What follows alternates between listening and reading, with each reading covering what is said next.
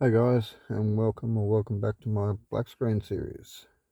This is episode 15 of 52, and once again late, quite late. Um, this time it's not because I've been feeling down, in fact it's been a bit of the opposite of that. I've been doing quite well, and I've been very busy. Um, so yeah, if you catch what I said in the last episode, I believe that an answer out of some people's depression would be to get busy, work at achieving a goal, work towards achieving it, get something done. Um, anyway, we're making really good progress with the Cybertruck. I've pretty much got all the finances sorted out now. Um, just yeah, it's been tough getting the money together, and yeah, I've got to pay a lot of it back too. Um, I do have people helping out with some generous donations, um, but yeah, the majority of it, I guess I'll be paying back. Um,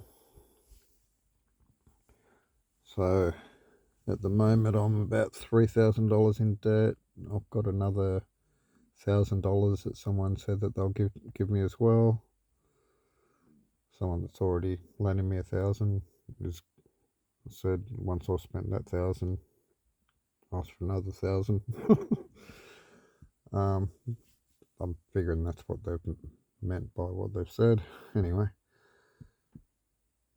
they just run a little bit tight to give me. They were going to lend me 2,000, and then they run a little bit tight to do that. But anyway, I've got the finances sorted from what I can gather. Now it's just a matter of ordering some more stuff that I was waiting for money for, and get get things happening. So yeah, for those that don't know what I'm talking about, it's because this is your first episode probably. But yeah, I've actually talked about it quite a bit, probably a bit too much in previous episodes, and obviously once again this episode's getting centered around it. But yeah, I'm building a Cybertruck Velomobile. If you don't know what a Cybertruck is, Google it. If you don't know what a Velomobile is, Google that. But basically it's a four-wheel push bike, and it's four-wheel drive on 20-inch fat tires, completely enclosed, so I don't get wet and that sort of thing. So I kind of got that comfort level that you got in a car, I guess. But yeah, technically it's still a push bike. Being four-wheel drive, it's going to be great off-road. It's got fat tires, suspension, good brakes. So that's basically what I'm doing.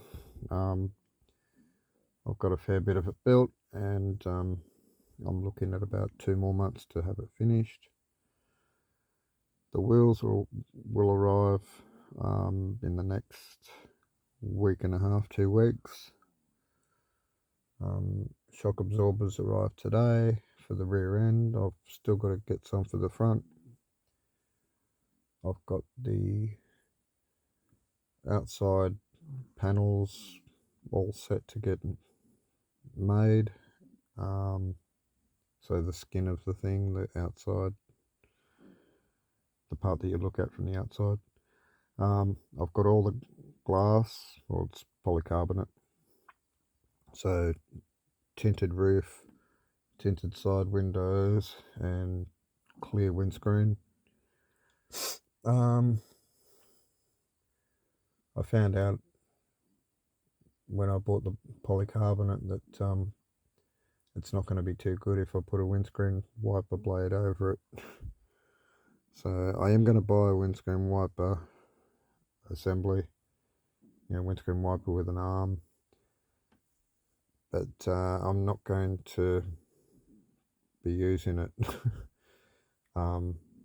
because it's just going to scratch the windscreen, so even if it's clean, it's going to scratch it up.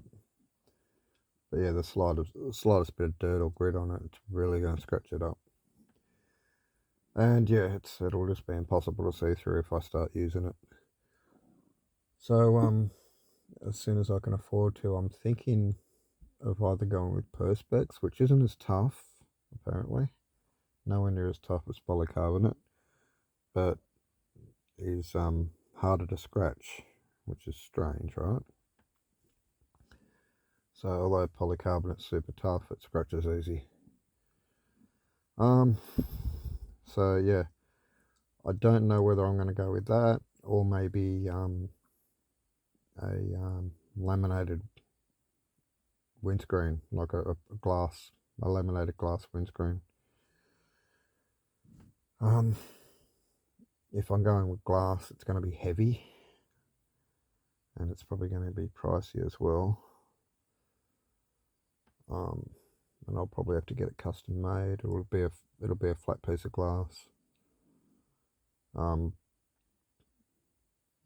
so I don't know. It might not be too expensive, but yeah, I'm not sure what I'm going to do there. But I can't really use a windscreen wiper until I've got something that won't scratch. Well, if I do, it will just scratch. So that's where we're at. My mood's better than it's been in ages. It's like each day my mood's still getting better and better. It's hard to argue that I'm depressed at the moment. In all honesty, it's really hard to say that I'm depressed at the moment. Yeah, it's a lot easier to say that I'm not depressed because it doesn't feel that truthful to say I'm depressed at the moment because things are going so well. So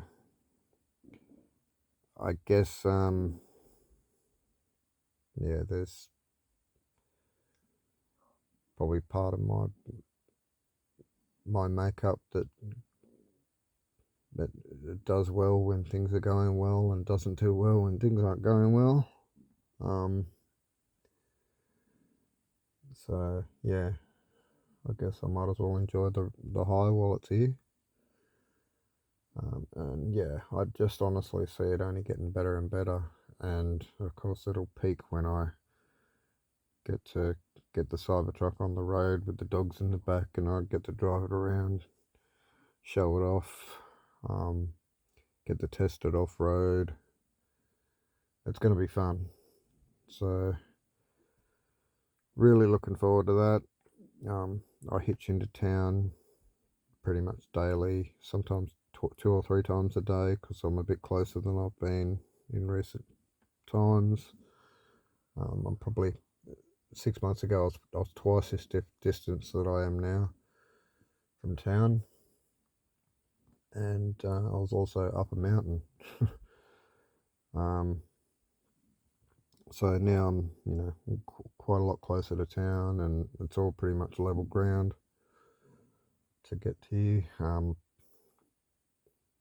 So it's going to be really good when the Cybertruck's on the road, not having to hitch, being able to take the dogs with me rather than. So you see, at the moment, I lock them in the van.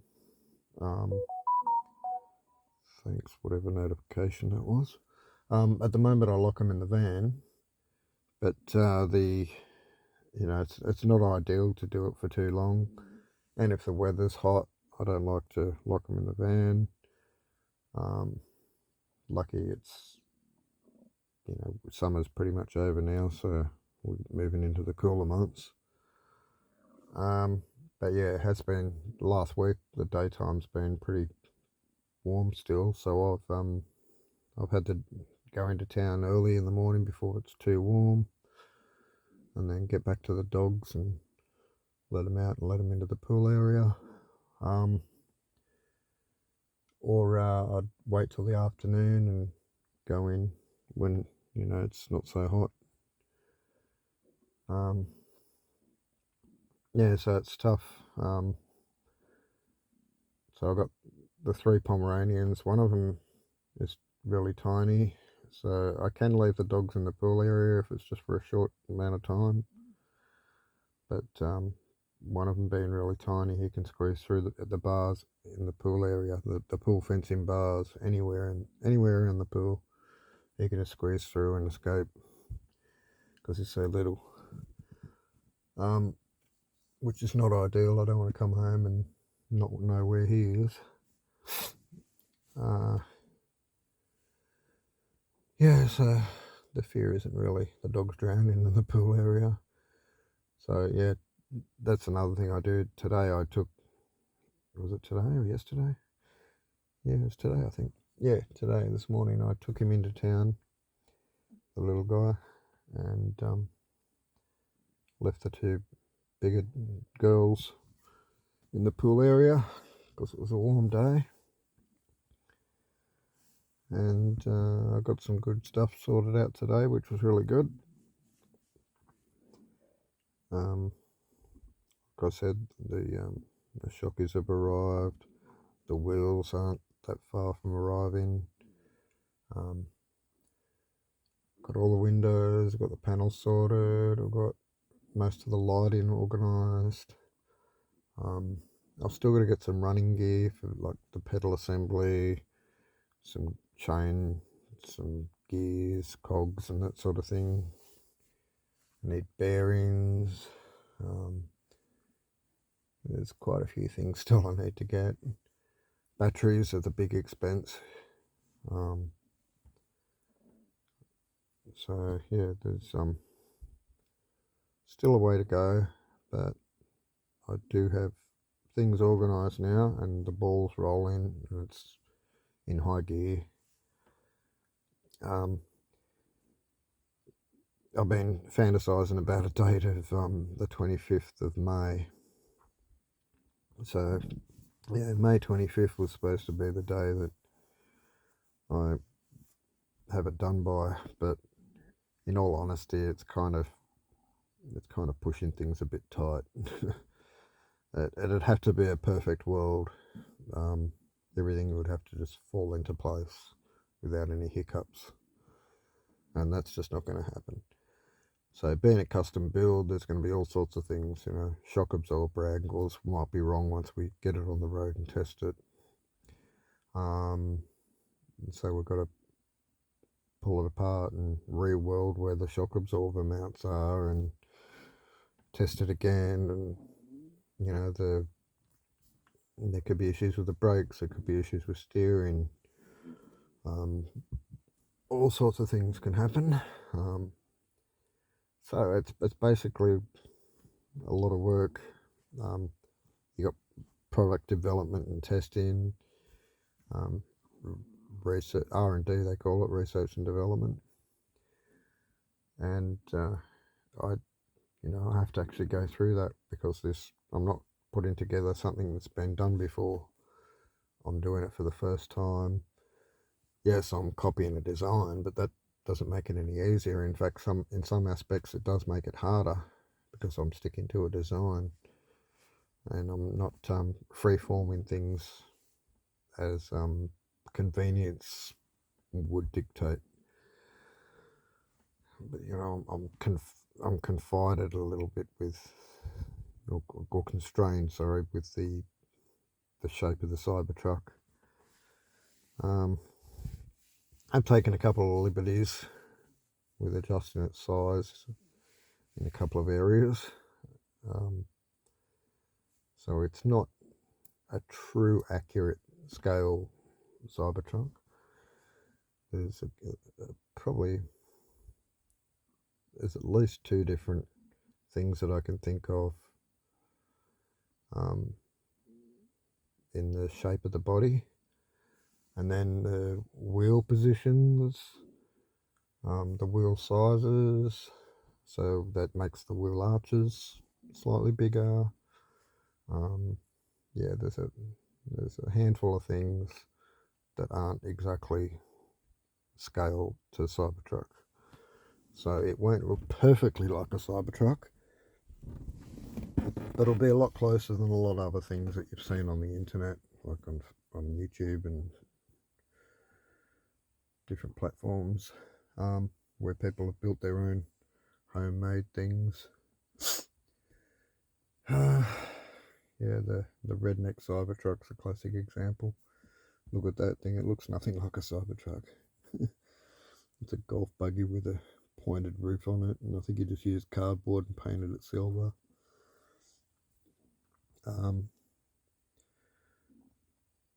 Cybertrucks can be all polycarbonate body with aluminium sheeting on it, but at the start I won't have the money for that. It's because there's also a camper, a micro camper, that I won't talk about that right now.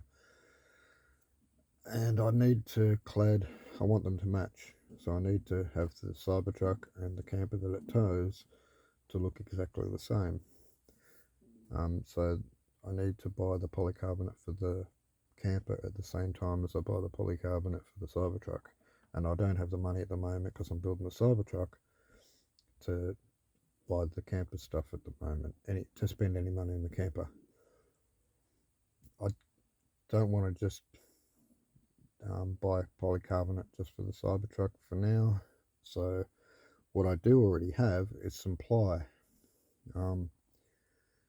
So I thought, we'll sand this ply, make it nice and smooth, prime it up, paint it silver. We'll cut it to shape first, sand it, make it all nice, prime it up, make it silver, and I swear you'll have trouble telling that it's wood at the end of the finish. So it's just going to be a temporary measure, just to cheap out. And then once I've got enough money to clad the camper as well, we can rip the ply off the Cybertruck and get the same stuff that we put in on the camper onto the Cybertruck. You can use the stuff that's on the Cybertruck as templates, lay it down on the new polycarbonate sheets and trace out the pieces that we need to cut. Anyway, I'm rambling on a bit. It's going to be a shorter video. Hey guys, calm down. It's going to be a bit of a shorter video today. I'm tired. Had a big day. You can probably hear it in my voice. I've got the sander ready to go with these ply panels. So basically we've got the entire outside of the Cybertruck ready to go. I've got the frame made that covers the skeleton of the Cybertruck. All we're missing is the floor, which is the important bit, because that's where the wheels attach, that's where the suspension is.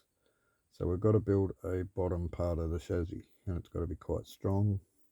Put a couple of chassis rails in with heavier steel than what I've built the rest of the body out of. I've already found that it's all local here in Nimbin, so I can actually go and order that tomorrow. I've got the money,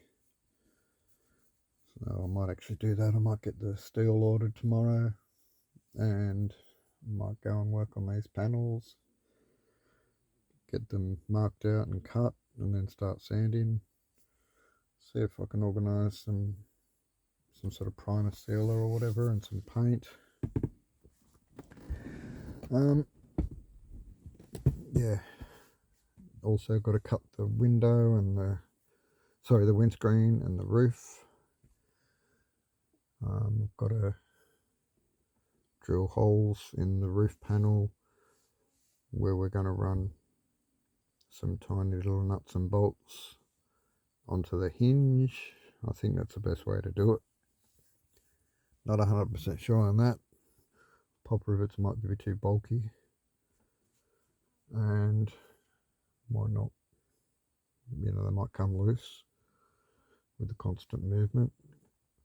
At least with a bolt you can just tighten it up a bit, a tiny little bolt and a so a screw that goes through from one side, maybe the little washer and a little thin nut on the other end of it.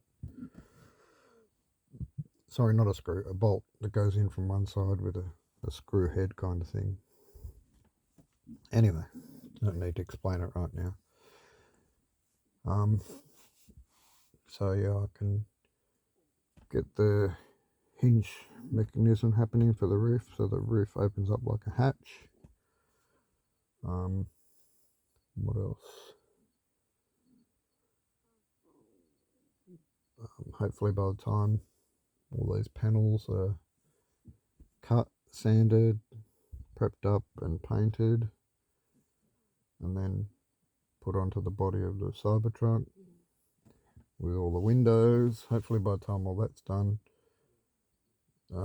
we've also got a bit of floor done on the framework, and then the wheels will arrive, and then we can work out the geometry of the suspension and where everything's exactly going to go. And finalise the bottom part of the chassis. So I'm guessing about a week on the panels, and also by then we should have a good start on the chassis. Maybe another extra week on the chassis once the wheels arrive, so that's 2 weeks. Then setting up suspension is going to take another week, I reckon. There's going to be parts that we need. There'll be bolts that need to go through shock absorbers that I don't have, and I have to go find, or order them and then wait for them. I think it'd be best to just go find them, go for a drive and find them.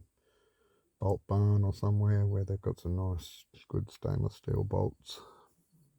Anyway, I've got to work on all these little tiny things, and there's a lot to do. I've only explained a couple of weeks worth of work, but it's realistically probably around 2 months, which will obviously push me past the May 25th date. It's now April 18th. So yeah, May 25th is just over a month away. So yeah, what's that, about 5 weeks, I reckon. That's not long enough. Really need somewhere around 8 weeks. So there's a possibility we'll be up to a month after that May 25th day. It might be towards the end of June. So let's look at getting it done by the end of the financial year. What's that? The end of June. Pretty sure that's the right date. Anyway, regardless of this, my birthday is in August, so it should be on the road long before my birthday, and that's going to be the best birthday present, even if it's already been on the road for weeks or a month or so. When my birthday comes around, it'll still feel like a birthday present that I've made for myself and my dogs and everyone else that enjoys it, because it's going to be a head turner. It'll look good, it'll be different, it'll be a novelty, it'll be a talking piece. I've got 3 Pomeranians that are going to be travelling along with me. It's a ute. It's got fat tyres. Anyway, I'm just repeating myself, raving on about this thing, but I can't help it, guys. It's just the only thing on my mind at the moment. I'm 100% focused on getting this done as quick as I can. Yeah, totally driven to getting this happen now that I know that I've got the money organised. Even before I knew that, I was still driven. I've been driven for weeks, really, getting this happening, and it's just getting busier and busier. It's yeah, we're getting down to the nitty gritty now. We're starting to we're ordering parts. Parts are arriving. We're starting production, starting to put things together. Talking about what's going where and how we're doing this and how we're doing that. There's quite a lot to do. When you look at building something like this from scratch, it's it can be ages that people take. Even companies can take months to get something like this together for the first time. Make a prototype basically is what I'm doing. And yeah, and then from a prototype, then they adjust things and they say, well, when we make the production model, we can't afford to do this. It took too long, so we'll have to do it this way. It'll look a little bit different, but it'll save us a lot of time. Oh, and in the prototype we had this, and that's really expensive, so we're going to use a cheaper one. It's not going to be as good as, it's not going to be quite what people were expecting, but yeah. So there's got all these compromises, even some things that are improved and better than the prototype. And yeah, the research development before things come onto the road can be huge. I don't need to worry about all that because mine's all going into just one item. But there is the possibility that I could be selling these. So yeah, if someone comes up to me and they'd have to offer at least, I'd say, $25,000 Australian for me to even consider it, and I'd have to know they're serious about it by getting a good amount of that up front, probably about half of it, because I don't have the money to start buying all the stuff all over again to make another one while I'm still paying off this one, right? So yeah, if I could get the money for another one for someone else, or half of that money, I can pay off the rest of the money that I owe, start ordering parts for the new one, start building a new one, and yeah, get it all done, no worries.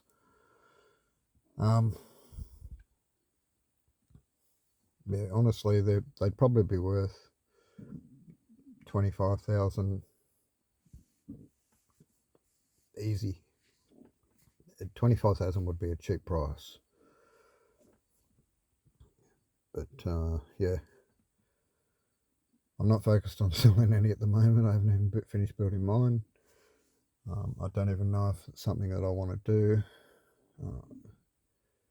It may be that someone offers me 25,000 and I'll just laugh at them and go, no, it's not worth it. All the work that I put into it, and there's still things that I've got to change to make yours. It's yours won't be like mine. Yours will be better than mine. But it'll cost a bit more because I have to do this. I didn't do it on mine, but I regretted it. You know what I mean? Like there'll be all these little things, and then I'll have someone that'll be like, I don't care how much it costs. I'll pay more. I'll give you 30,000. I'll give you 40,000. I'll give you 50,000. And I'll be okay. No, but really, I'm not all about doing that just yet.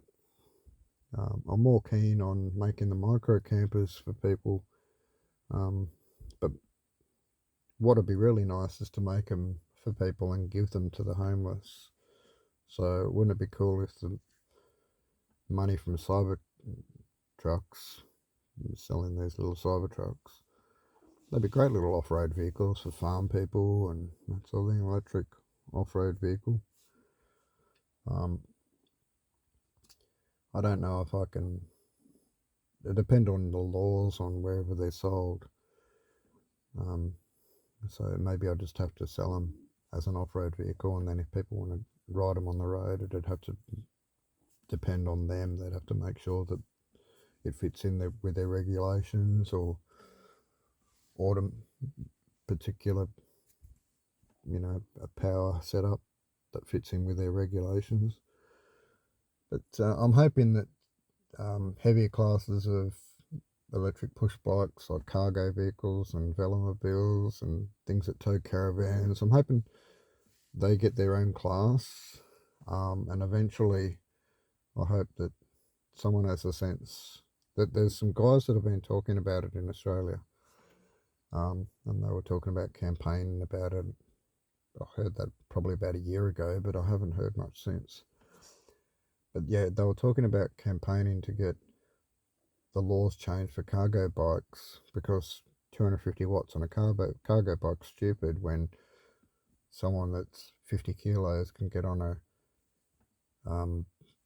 15 kilo bike with 10 kilos of battery and motor and fly around on a 250 watt motor with ease, because they're light, the bike's light. But then someone else with a cargo bike having that same motor has to have a heavier bike to handle the cargo first up. It's a bigger bike because it has to have room to carry the cargo. Heavier wheels, more solid, heavier wheels. So the whole thing's heavier. And yeah, then you load up with luggage. And then these guys are expected to pedal that around up hills, making deliveries in inner city areas with 250 watts. It's ridiculous. So it needs to be like power to weight.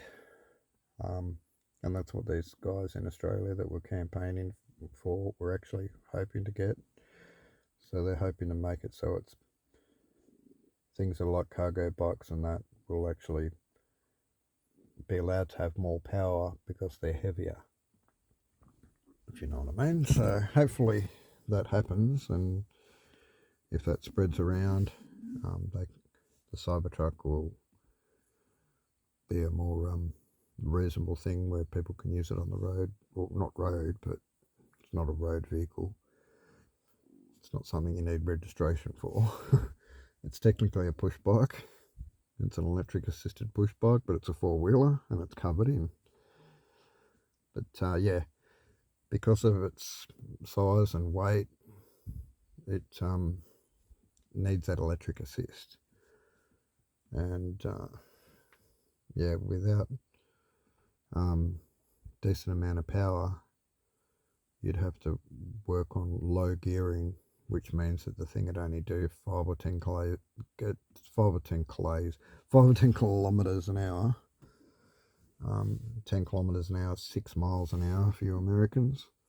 So yeah, 6 mile an hour isn't very quick, and you'd have to be pedaling with a 250 watt motor just to get, 250 watt motor going flat out, you pedaling flat out just to get 6 miles an hour.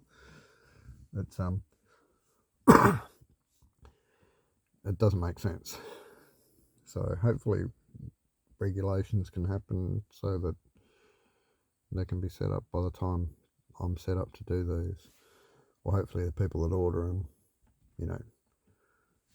it doesn't matter if someone orders it as an off-road vehicle. It doesn't matter.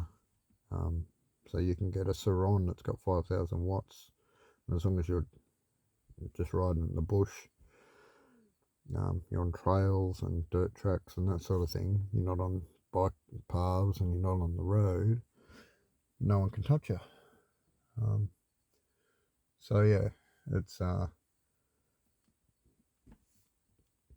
that's where the Cybertruck's at. It can be a really great off-road vehicle, or at the moment a bit of an average on-road vehicle. It still can get you around, but it's hard work, and I'd hate to be driving it around where there's a hilly area without the extra power. But anyway, I've got a dual power setup. So I've got a 250 watt setup hooked up to 2-wheel drive, to just operate the back wheels for the road, and then we've got the 4-wheel drive setup where we've got more power and go into all wheels, and hopefully off-road it can do about 40 kilometers an hour, which will be flying. You'll feel like you're flying at 40 k's an hour. But yeah, it'll also have the power to get there quite quick, I'm hoping, off-road. But you can't do that on-road. But yeah, the whole thing about on-road too is people get upset if you fly around in something like that. You know, you're unregistered, there's no registration, there's no license needed. It's this flashy thing, it's like an electric vehicle, and you don't need to pay any road taxes and all this, you know, like they feel like you're cheating the system. And maybe you are a bit, but yeah, pedal power and electric assist and electric vehicles, they're all the way of the future. There's people out there that are stubborn, hate electric vehicles or hate push bikes, hate electric push bikes. They just don't like change, I guess. I don't know. I don't really like change either, but I'm actually excited about it. It took me a while. It probably wasn't until I seen the Tesla Plaid, whatever it's called. The Tesla that had that super quick quarter mile time. And I think it became the fastest 4-door production car in the world at the time. So yeah, fastest 4-door sedan production car, all electric vehicle. So yeah, super quick. And yeah, then the Cybertruck comes out and it's pretty quick as well. So yeah, that's all this sort of new tech with the batteries, with motors, with how quick they are, that instant power, the fact that you don't have to worry about filling up, they're not as noisy, they don't have smoke blowing out the exhaust, they don't have an exhaust. Yeah, like, I'm not ignorant to the fact that you might need a coal power station, you know, like the energy that's provided to charge the batteries for some of these isn't always green, right? I'm not ignorant to that fact. But when you've got that energy in your car and you're driving around, you're pretty much green. You're not blowing smoke. You're not making noise. You don't have this internal combustion motor heating up under your hood. You've got electric motors heating up and batteries heating up. It's in some ways it's very much the same, but in other ways it's not. Realistically, the argument of electric vehicles being bad for the environment and not economically viable and all sorts of things like that, they're just really they're crappy arguments, and they can be won very easily if you know what you're talking about. Battery tech's coming a long way at the moment. Mark my words, in the next 2 years lithium ion batteries are probably going to be a thing of the past. They will still be around, but the new battery tech will be taking over. People will have new types of batteries that aren't lithium ion, maybe sodium ion. There's chlorine batteries, there's all sorts of things happening at the moment. There's supercapacitors, there's all sorts of things. So as far as energy, batteries and all that tech that's available for electric motors and electric vehicles, we are on the cusp of some really big things, I believe. And over the next 2 years, we're going to see dramatic changes. And also, I hope in people's attitude, there'll be a whole lot more people out there that are like, actually, these electric cars are all right, eh? Like, they're not that bad, guys. They're really not. Yeah, I mean, I love a roar of a V8 and the feeling, of the acceleration, but I've never been in a powerful electric car yet. I've been in Priuses and stuff like that, but yeah, and I have been in a Tesla, but it was just driven like a city car, nice and quietly. Um, I think it was a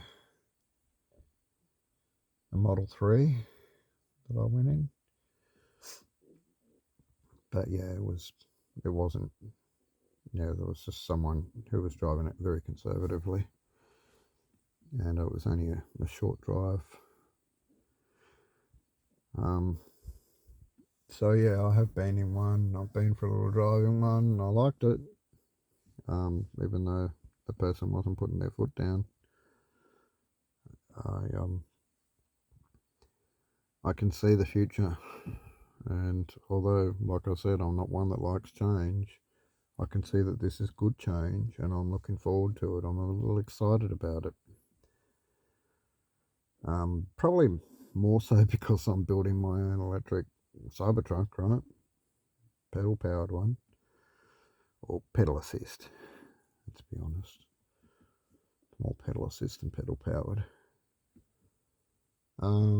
So yeah, without the electric motors, you wouldn't, about the if it was just chain drive only, no electric motor, you'd struggle to move it. It's quite heavy, and like I said, you'd have to have low gear in, your pedals going crazy, and you're doing, walking pace, or a little bit faster than walking pace. So yeah, imagine like working your guts out and your legs are going like crazy, and then someone's keeping up with you by walking beside you briskly. Yeah, it sort of takes the fun out of it, doesn't it? So yeah, I want to make sure that I don't have that sort of vehicle. But yeah, I'm going to have it limited to 25 kilometers an hour on the road, so it won't push me faster than 25 kilometers an hour on the road. And then off road, we turn that off and we go for it. Where, like I said, we can probably get 40 k's an hour, maybe even more. Who knows? It might do 50 or 60 k's an hour, but yeah, you wouldn't want it to be rough road at those speeds. Remember, you're laying back in a deck chair position too. It's a recumbent riding position where your feet are out in front of you and you're laid back like a racing car, like a Formula One car kind of thing. Your feet are almost blocking your view. Anyway, guys, I'm rambling on and I'm just talking Cybertruck. I apologise for that, guys, but it's the thing that's getting me out of this depression at the moment. I'm going to keep this series going. It might be difficult over the next couple of months while I'm building the Cybertruck. There might be late episodes, but you guys are getting used to that, right? At least I get them out, and they're not really later than a week late. I think this one's about a week late. It's about the latest I've done. But anyway, it might be longer than a week. I don't know. Yeah, I think it's a week after the last one that was like already 4 days late or something. I don't know. Which makes this one like 10 days late. I don't know. Anyway, I know that it's now AM, early hours, Thursday morning. Wednesday still for you guys in America. But yeah, Thursday morning, and yeah, it's I don't know what I'm saying, guys. I do know I'm really tired. I've had a big day. I'm really excited about what's going on. I appreciate you guys that are listening to this to the end. Let's throw a secret word in. So if you just pop into the comments, excited. yeah, I know that you've watched this through to the end. I know that you're paying attention. You don't have to write excited. You can actually say, yeah, nice video, Dave, or nice upload. It's not really a video. It's kind of like a podcast, isn't it? But yeah, you can say, thanks, Dave. I listened right through. Appreciate what you were saying. I'm excited with you. Whatever. I'm happy for you that you're moving out of your depression. I'm hoping life doesn't throw you a curveball and things keep going the way they are and you have that Cybertruck on the road quite quick. Yeah, so that's my goal at the moment, guys, just getting that on the road as quick as possible. Please throw a comment down below. Like this video, subscribe if you haven't, hit the notifications bell, and share it if you want amongst other platforms or whatever. To a friend privately who you think might like the Cybertruck or like me or whatever. I don't care. But or just don't. Just keep it to yourself. That's fine too. We can keep the circle smaller that way, eh? But yeah, those that are listening, I don't know. There's probably a few people that listen regularly to these episodes and actually have been waiting for this episode to come out. And they never comment, but they just listen to these episodes and enjoy them. Yeah, they're the people that I'm feeling sorriest for, because yeah, maybe they might get upset with the episode taking so long, and they'll go, "Oh, finally! I've been waiting for this episode." Late enough, aren't you? But anyway, it doesn't matter because next week will be late too, right? No, look, yeah, like I was saying, it's Thursday morning. I've got Thursday, Friday, Saturday, and then the next episode's due out on Sunday. So yeah, next episode's out in 4 days. And I'm even not sure that I'm caught up. I feel like I'm a week behind. Like, I don't think that I'm doubting that this Sunday is episode 16. It might be episode 17, and I might be an episode short somewhere. I don't know. I'll have to check the calendar. I don't think I've missed a week, have I? But yeah, I'm just that all over the place and so busy with this getting the Cybertruck going that this series has suffered a little bit, and it probably will suffer over the next couple of months. I will try and keep episodes coming. Maybe they'll be shorter episodes. I'll just do like a 10-minute one. I don't know. Maybe they'll just be late and I'll do them when I'm really tired, like I am now after a big day. And you just have to like it or lump it. Suck it up, buttercup. Anyway, guys, love yous. Thanks for listening. Thanks for putting up with my nonsense. Hopefully you're excited along with me and happy for me moving forward and moving out of the depression, getting this thing on the road. And yeah, of course there'll be videos of it on this channel once it's on the road. And then there's the Cybertruck channel. There's often links in these videos, but often I forget to do them. I should just go through every episode and put a link to the Cybertruck channel in the description of every episode of this series, because I can't remember which episodes. Almost every episode I've been saying that I will, so I should just go through one day and just edit every episode and into the description put the link to the Cybertruck channel, because yeah, I'd like some subscribers on that channel. Anyway, enough rambling on, guys. I didn't think this episode would be going for as long as it has, but we're up to nearly 50 minutes and I'm tired. I'm sure you've had enough. Thanks for listening, and I'll see you in the next episode. Cheers. Bye.